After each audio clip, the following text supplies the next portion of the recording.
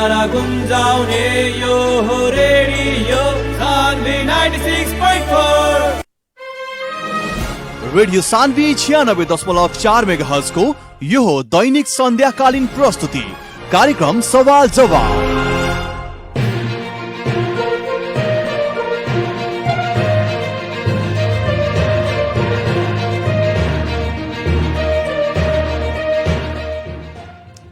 नमस्कार अनि स्वागत छ यहाँहरूलाई कार्यक्रम सवाल जवाबमा। म मनोज पटेल हाजिर भइसकेको छु रेडियो सान्वी 96.4 मेगाहर्जको तरङ्गमा हरेक दिन सन्ध्याकालीन रूपमा आउने कार्यक्रममा आज म पुनः उपस्थित भइसकेको छु। देशमा कोरोनाको हाहाकार छ। कोरोनाको हाहाकारसँगै राजनीतिक सङ्कट पनि गहिरिँदै गइरहेको अवस्था छ। देशमा लामो समयदेखि राजनीतिक खिचातानी सरकारको बागडोरकै विषयमा दलहरूबीच बाजाबाज जुधाजुध भइरहेको छ। प्रधानमन्त्री केपी शर्मा ओलीले सदन विघटन गर्नुभएको छ। निर्वाचनको मध्यावधि निर्वाचनको घोषणा गरिसक्नु भएको छ। तर त्यसको विपक्षमा रहेका दलहरूले फेरि पनि अदालतको ढोका ढकढक्याउने उहाँहरूले निर्णय आज गर्नुभएको छ। यो जटिल मोडमा नेपालको राजनीति अहिले आइसकेको छ र यहाँसम्म आइपुग्दाखेरि विभिन्न दलको भनाइहरू लगातार रूपमा आइरहेको छ र अब देशको राजनीतिक दिशा कतातिर जाने हो जनताले जान्न चाहेको महत्त्वपूर्ण विषय, महत्त्वपूर्ण कुरा आजको डेटमा यही छ। कोरोना महामारी चरम उत्कर्षमा पुगेको छ। आजै थप 8,980 जनामा कोरोना संक्रमित पुष्टि भएको छ र कोरोनालाई नियन्त्रण गर्नुपर्ने अवस्थामा नेताहरू राजनीतिक सङ्कटमै, राजनीतिक दौडधुपमै, जोर घटाउमै व्यस्त रहेका छन्। जनता अहिले आक्रान्त छ। जनता समाजवादी पार्टीका वरिष्ठ नेता लक्ष्मण लाल कर्णजी आज हामीसँग छलफलमा जुटिरहनु भएको छ र जनताको बीचमा अहिलेको वर्तमान समसामयिक राजनीतिक विषयमा उहाँसँग बहस गर्ने मैले जमर्को गरेको छु। सर्वप्रथम लक्ष्मणजीलाई म कार्यक्रममा स्वागत गर्न चाहन्छु। नेताजी, कार्यक्रममा यहाँलाई स्वागत छ।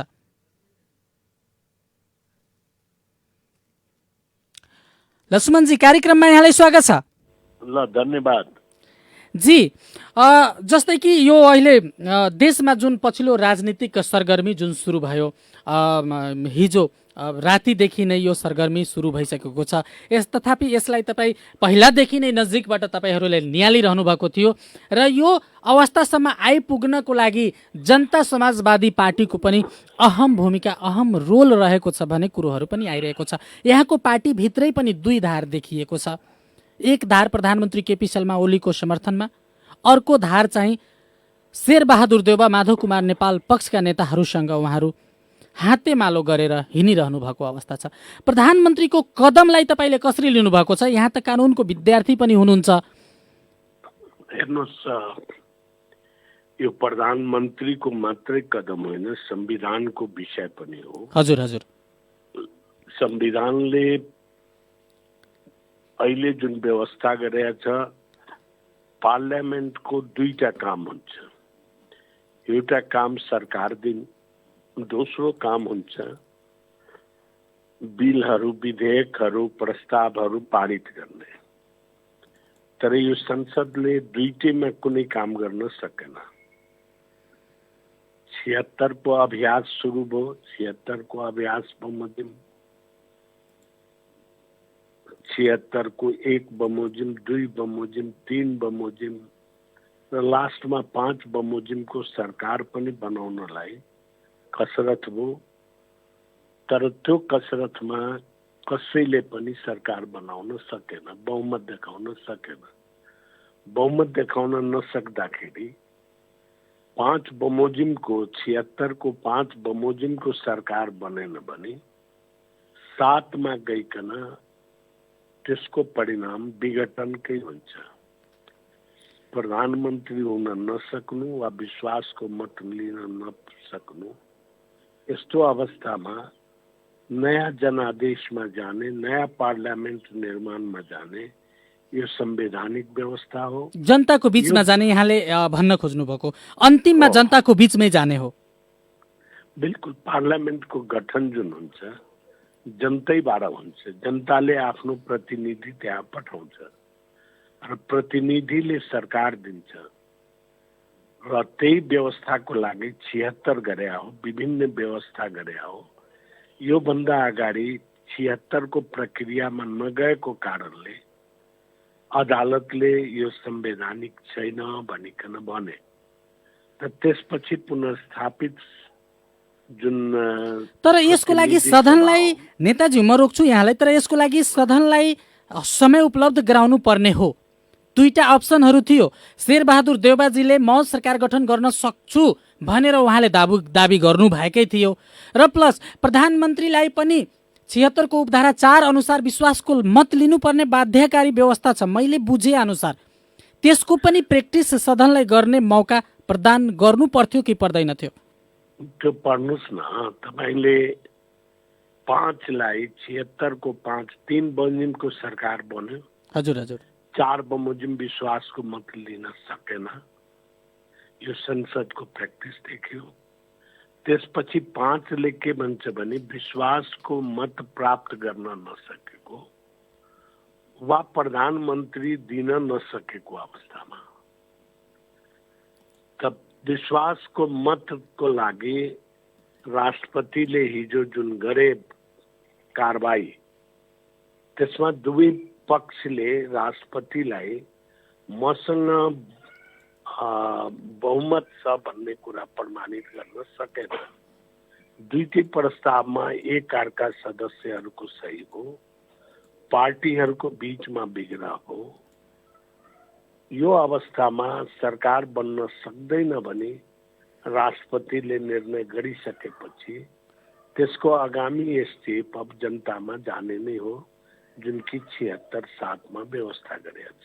तर यसलाई त विश्लेषकहरूले हतारमा प्रधानमन्त्रीको सिफारिसमा राष्ट्रपतिले हतारमा निर्णय लिएको र सदनलाई कामै गर्न नदिएको अहिले पनि धेरै सम्भावनाहरू थियो। रातितिर सदन विघटन गर्न गरिएको र त्यसको विपक्षमा आजै पनि विपक्षी 5 दलका नेताहरूको बैठकले चाहिँ यसको विरोधमा जाने र अदालतको ढोका ढकाउने बताइसक्नु भएको छ।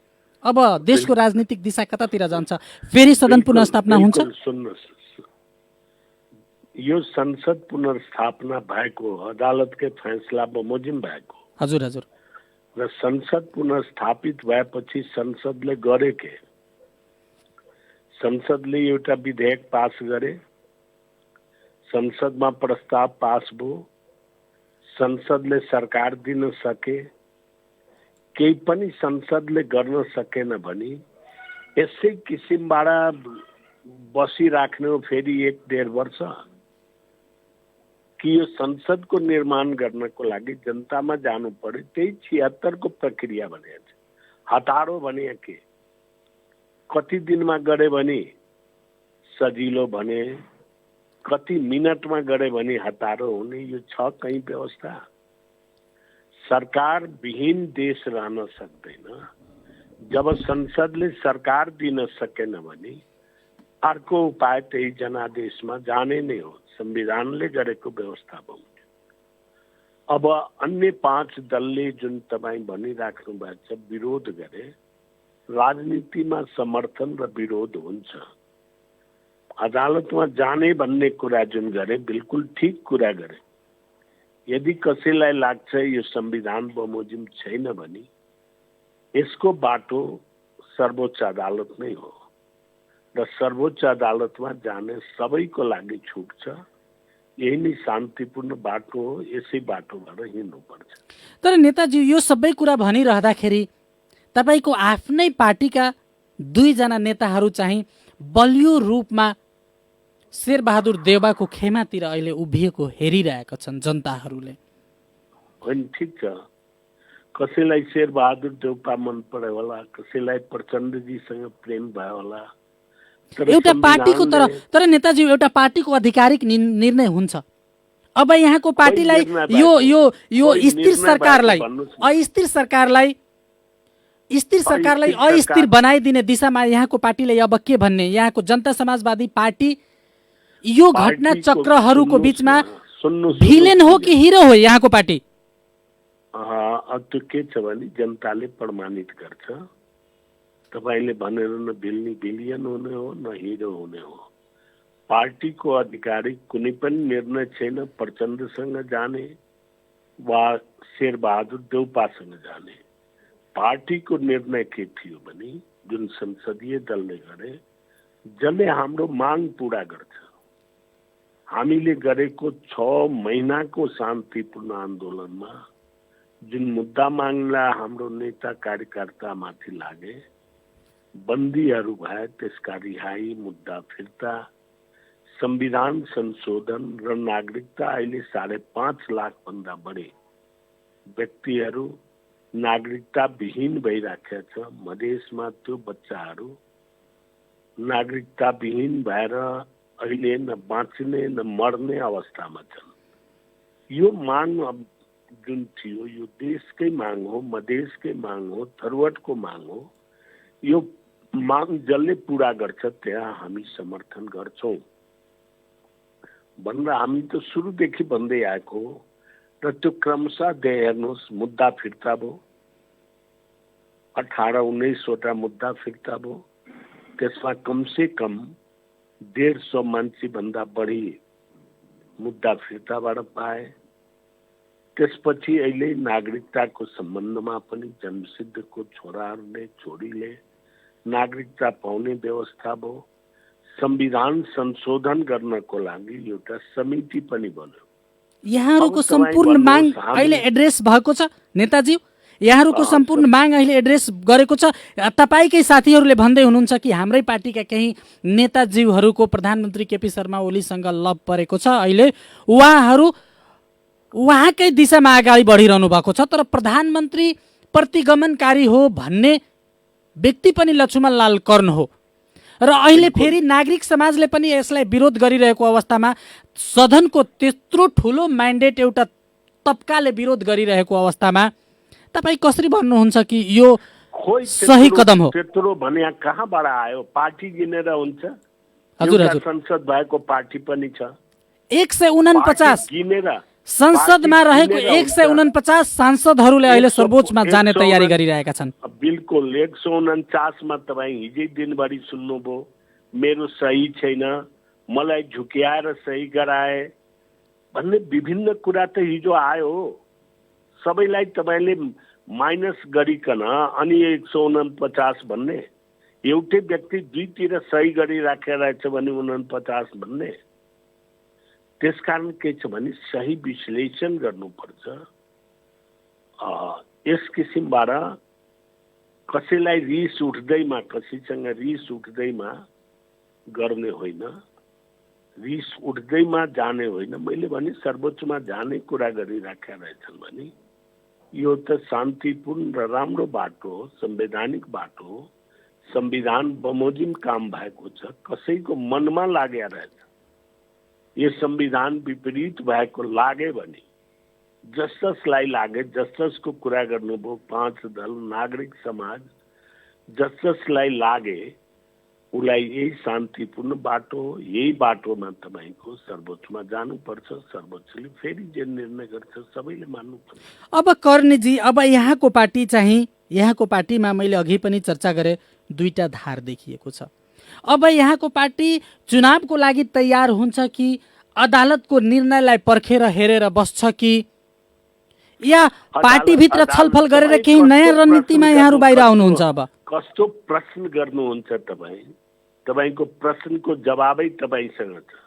अदालतमा जाँदैछ भने अदालतलाई पर्खेर बस्ने कि अदालतमा गएपछि हेर्ने? अदालतमा त आज कोही पनि गएको छैन। गएछ कोही?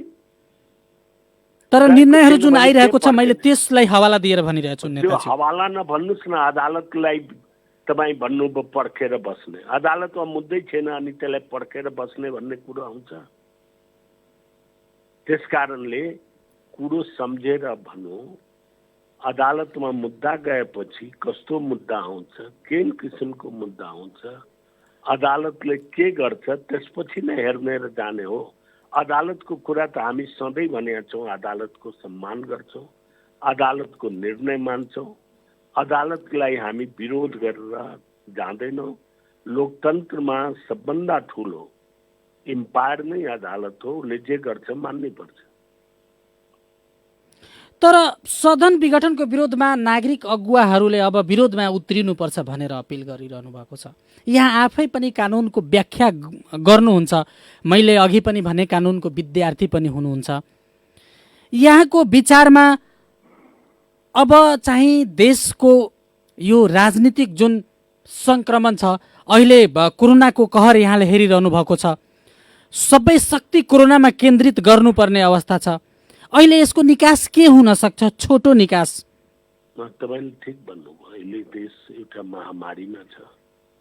महामारीमा भएको अवस्थामा सबै नागरिक, सबै अगुवाहरू, सबै पार्टीहरू मिलिकन यो महामारीको उपाय सोच्नु पर्नेमा अहिले त पार्टी नै गुट बनाइराखेको रहेछ। कसलाई भन्नुहुन्छ? एमालेमा गुट बन्यो। तपाईको आफ्नै पार्टीभित्र गुट छ नेताजी? बिल्कुल गुट छ, मैले इन्कार गरेको छु, छ गुट। त्यही पार्टीमा गुट भइराखेको रहेछ भने त पहिले के भन्छ भने अर्काको जिउमा जुम्रा हेर्न जाने वा आफ्नै आङतिर हेर्ने भैँसी छ कि छैन। त्यसकारण के रहेछ भने जुन तपाईँले भन्नुभयो अहिलेको विधि पनि त्यही हो। सम्पूर्ण जनता तपाईँ हेर्नुहोस्, जब हाम्रो देशमा ठुलो महाभूकम्प आयो त्यसपछि सबै दल एकत्रित भएर भूकम्पको समस्यालाई जनता एकत्रित भएर समाधान गरे। जब राजनीतिक पार्टीहरू, किनभने राजनीतिक समस्या समाधान नै हुन्छ राजनीतिक पार्टीबाट, मल्टी पार्टी सिस्टमलाई हामीले अँगालेका छौँ। तपाईँ हेर्नुहुन्छ ठुला ठुला कदमहरू नेपालमा चलेका छ र त्यो बेला चलेका छ जबकि अल पार्टीको बीचमा मुख मिलेका छ। जब पार्टीहरू आपसमै फुटिराखेका रहेछ भने तपाईँले गरेको कल्पना त्यो पुरा हुन्छ। तर लक्ष्मणजी, यहाँहरू आन्दोलनकारी शक्ति, अग्रगमनको बाटोमा जहिले पनि उभ्ने, अधिकारको लागि लडाई लड्ने पार्टी जनता समाजवादी पार्टी, या पहिला तपाईँहरू राजपामा हुँदाखेरि पनि मैले हेरेको छु, मधेस आन्दोलन हेरेको छु।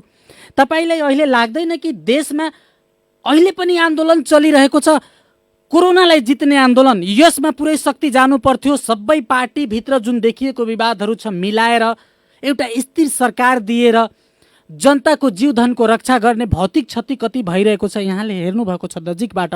यहाँ आफै पनि वीरगञ्ज पर्सा जिल्लाबाट यहाँ बिलङ गर्नुहुन्छ। यहाँको आफ्नै क्षेत्रमा चाहिँ कोरोनाको अवस्था भयावह अवस्थामा छ। वीरगञ्ज एउटा हट स्पट छ कोरोनाको। यस्तो महामारीमा चाहिँ किन नेताहरू एक ढिका भएर, पार्टीहरू एक ढिका भएर यो आन्दोलन जस्तै यसलाई आँधी बेरी ल्याएर कोरोनालाई अब हामी परास्त गर्नुपर्छ किन लाग्नुहुन्न? यहाँले त ठुलो ठुलो आन्दोलनको नेतृत्व गर्नुभएको छ। बिल्कुल, हामी अहिले पनि आन्दोलनै गरे हौँ। आन्दोलन दुई किसिमको हो। आन्दोलन अधिकारको आन्दोलन हो। अधिकारको आन्दोलन नै अग्रगमन आन्दोलन हुन्छ। अधिकारको लागि हामीले आन्दोलन गरिराखेका छौँ।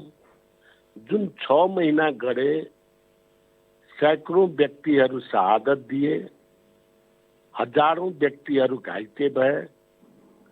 अहिले कमसे कम 400-500 मान्छेमाथि मुद्दा लागेको छ, केही फैसला भइसकेका छ, केही बाँकी छ। त हाम्रो ड्युटी के हुन्छ? हाम्रो ड्युटी कुर्सी हुन्छ वा हाम्रो ड्युटी हाम्रा साथीहरू हाम्रा आह्वानमा जसले बलिदानी दिए, जसमाथि मुद्दा लगाइयो त्यसलाई निकाल्ने। आज नागरिकताको समस्या तपाईँले कति हेर्नु भएको छ, चर्चा गर्नु भएन। सम्पूर्ण देशमा तपाईँको 25 लाख व्यक्ति जन्मसिद्ध नागरिकता पाए। अब तर अदालतले नै भनिसक्यो नागरिकता दिने, अब त्यो कार्यान्वयनको दिशामा लान सक्नुहुन्छ यहाँहरू? अदालतले भनिसके, अब कार्यान्वयनको दिशामा जान्छ यो नागरिकता जन्मसिद्धको आधारमा अब भएका व्यक्तिहरूको छोराछोरीलाई वंशजमा दिने भन्ने कुरा हामीले माग राख्या हो। हामीले के देखाउनलाई माग राख्या हो? जुन देशमा समस्या छ, अहिले 5.5 लाख भन्दा बढी व्यक्तिहरू नागरिकता विहीन, देश विहीन भइराखेका रहेछ। त्यसैको कार्यान्वयनको लागि त मान्या हो। जुन आन्दोलन 6 महिनामा भयो त्यो पनि अधिकारको आन्दोलन थियो।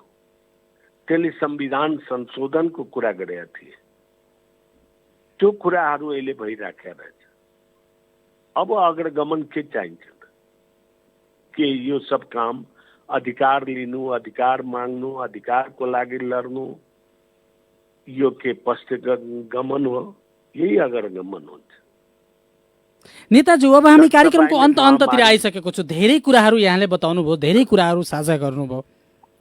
अब मलाई अन्तमा जाँदा जाँदै यो बताउनुहोस्, जनतालाई यहाँको पार्टीको तर्फबाट, यहाँको पार्टीभित्र आफै विवाद छ, के सन्देश दिन चाहनुहुन्छ? यस्तो कोरोनाको महामारीको कहर छ। अब यस्तो अवस्थामा प्रधानमन्त्री केपी शर्मा ओलीले अब निर्वाचन आयोग लगायतका आयुक्तहरूलाई भेटघाट गरेर अब चुनावमा जानुपर्छ, तयारी अवस्थामा रहनुहोस् भनेर निर्देशन दिनुभएको छ। यहाँको पार्टी अब एक ढिका भएर जान्छ कि यो विवादसँगै पार्टीको विवाद पनि अब एकदमै विस्फोट भएर जान्छ? हेर्नुहोस्, हाम्रो पार्टीमा वैचारिक द्वन्द्व अवश्य छ, तर पार्टीमा कुनै किसिमको फरक, कुनै किसिमबाट एमाले जस्तो अलग अलग भएको छैन। हामी अझ पनि कोसिस गरिराखेका छौँ हामी एक ठाउँमा बसौँ, आपसी विवाद या आपसी कुनै विश्लेषण छ त्यसलाई बसेर गरौँ, एक ढिक्का भएर नै इलेक्सनमा जाउँ, इलेक्सन लडौँ।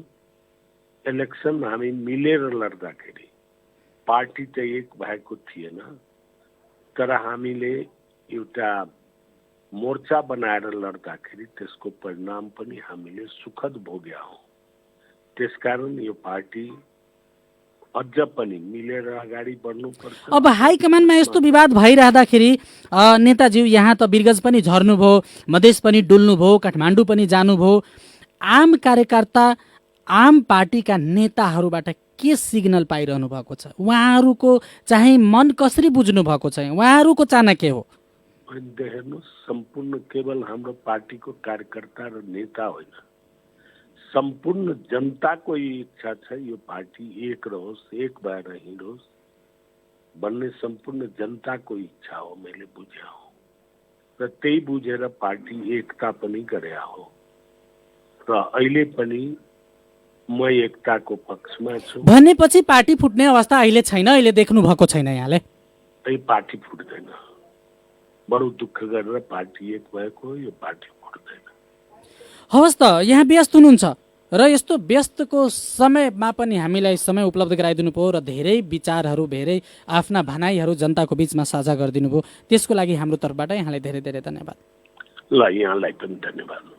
उहाँ हुनुहुन्थ्यो जनता समाजवादी पार्टीका नेता लक्ष्मणलाल कर्णज्यू। सदन विघटन र आगामी राजनीतिक वृत्तमा चर्चामा भइरहेको विषयवस्तुको विषयमा संक्षिप्त रूपमा हामीलाई जानकारी गराउँदै हुनुहुन्थ्यो। जनताले सबै कुरा बुझेका छन्, जनता अब चनाखो भइसकेका छ। जनतालाई कसैले अब धोका दिन सक्दैन। हाम्रो निष्कर्ष यो हो। अब लक्ष्मणलालजीले धेरै कुराहरू व्याख्या गर्नुभयो। यो व्याख्याबाट पक्कै पनि यहाँहरूले केही निष्कर्ष निकाल्नु भएको होला। के सही के गलत जनताले त्यो छुट्याउनेछ भोलि। र इतिहासले जनताहरूको विपक्षमा उभिएका नेताहरूलाई इतिहासले त्यसको जवाब दिनेको छ। जनताले आफ्नो जनमतबाट जवाब दिनेछ। अब देशमा अध्यावधिक चुनाव हुन्छ या फेरि सदनमा बाट चाहिँ सर्वोच्च अदालतबाट सदन पुनर्स्थापना हुन्छ भन्ने बहस अब नेपालमा छिडिसकेको छ। अब बहस यो सुरु भइसकेको छ। केही दिनमै यो कुराहरूको धेरै कुराहरू बाहिर आउँछ। जोर घटाउहरू के भयो, को यसमा भिलेन छ, को हिरो छ, सबै कुराहरू प्रष्ट रूपमा बाहिर आउनेछ जनताहरूको बीचमा। कार्यक्रम सुनिदिनु भयो, यहाँलाई धेरै धेरै धन्यवाद। र अबको केही दिनमा हामी पक्कै पनि यो देशमा पछिल्लो जुन घटनाक्रम राजनीतिकमा देखिएको छ यो विषयमा हामी बहस गर्ने नै छौँ। अन्य नेताहरू अन्य पार्टीका नेताहरूसँग पनि हामी छलफल गर्ने र बहस गर्ने प्रयास गर्नेछौँ। कार्यक्रम सुनिदिनु भयो, यहाँलाई धेरै धेरै धन्यवाद।